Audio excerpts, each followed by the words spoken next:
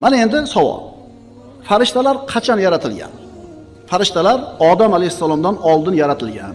Chunki Qur'onda oyat bor. Astagfirullah. Va iz qala robbuka lil malaikati inni ja'ilun fil ardi khalifa. Qalu ataj'alu fiha man yufsidu fiha va yasfiku ad-dima.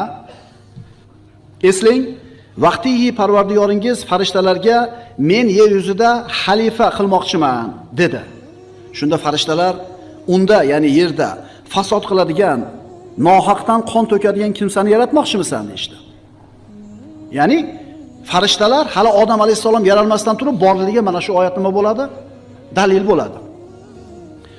Endi insonlar yer yuziga kelganda buzg'unchilik qilishligini farishtalar qayoqdan bilishdi? Hali yaralmadi-yu. Hali qarangda, odamni ham demadi Alloh taolo, yer yuziga xalifa yaratmoqchiman dedi. O'rinbosar dedi. Ammo malaikalar darrov aytishdi. Gunoh qiladigan, urush qiladigan, nohaq qon to'kadiganlarni yaratasanmi? Qayoqdan bilishdi? Ulamolar bir qancha javobni berishadi bunga. Alloh taolo bildirgan. Lavhul Mahfuzni o'qishgan.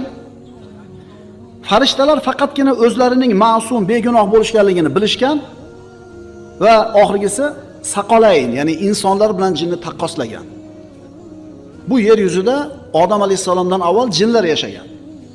Mana shu nohaq qonlarni ko'p to'kkan, ko'p buzuqchilik qilgan, Alloh taolo ularni yo'q qilgan. Mana endi ularni o'rniga yaratadi. Odam alayhisalomni xalifa qilib.